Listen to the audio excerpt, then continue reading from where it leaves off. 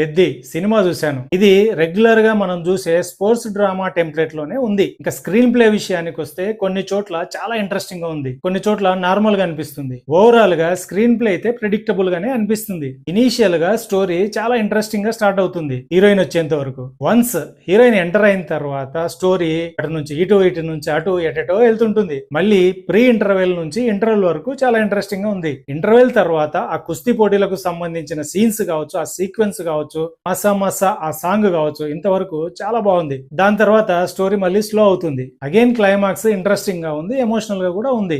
Highlights ఇందులో రామ్ చరణ్ గారి physical transformation కావచ్చు, పర్ఫార్మెన్స్ కావచ్చు, అవుట్ స్టాండింగ్. స్పోర్ట్స్ కు సంబంధించిన సీన్స్ కావచ్చు, సీక్వెన్స్ కావచ్చు, ఇవన్నీ చాలా బాగా డిజైన్ చేసినారు. బీజిఎం చాలా బ్యూటిఫుల్ గా ఉంది. నెక్స్ట్ కొన్ని ఎమోషనల్ సీన్స్ కూడా బాగా వర్కౌట్ అయినాయి. Negatives cricket. ఇందులో రామ్ చరణ్ గారు ఫస్ట్ హాఫ్ లో క్రికెట్ ఆడుతుంటారు. సో ఈ క్రికెట్ కు సంబంధించిన సీన్స్ కావచ్చు, సీక్వెన్స్ కావచ్చు, బీజిఎం కావచ్చు, కంపోజిషన్స్ కావచ్చు, ఇవన్నీ అదిరిపోయినాయి. కానీ సినిమా అంతా చూసిన తర్వాత నాకు ఒక పెద్ద డౌట్ వచ్చింది. స్టోరీలో క్రికెట్ ఎందుకుంది, అసలు దీని పర్పస్ ఏంటి అనే డౌట్ అయితే నాకు వచ్చింది. నెక్స్ట్ హీరోయిన్ క్యారెక్టర్, అసలు ఈ క్యారెక్టర్ ఏంటో దాని పర్పస్ ఏంటో నాకైతే ఏం అర్థం కాలేదు. ట్రైలర్ చూసినప్పుడే ఈ క్యారెక్టర్ సినిమాలో పెద్ద స్పీడ్ బంప్ అవుతుందని అయితే అప్పుడే అనుకున్నాను. అదే జరిగింది. నెక్స్ట్ 2 క్రికెట్ గ్యాంగ్స్ ఉంటాయి. అసలు వీళ్ళ క్యారెక్టర్స్ ఏంటో, వీళ్ళ పర్పస్ ఏంటో ఇది కూడా ఏం అర్థం కాదు. మామూలుగా ఫస్ట్ హాఫ్ లో ఈ క్యారెక్టర్స్ ను సెటప్ చేసినారు అంటే సెకండ్ హాఫ్ లో ఎక్కడో పే ఆఫ్ చేస్తాయని అనుకుంటాం. బట్ అలాంటిది ఏం ఉండదు. పోనీ ఇవన్నీ కాకుండా ఓన్లీ విలన్ పర్పస్ కోసమే పెట్టినారంటే ఆ విలనిజం కూడా స్ట్రాంగ్ గా లేదు.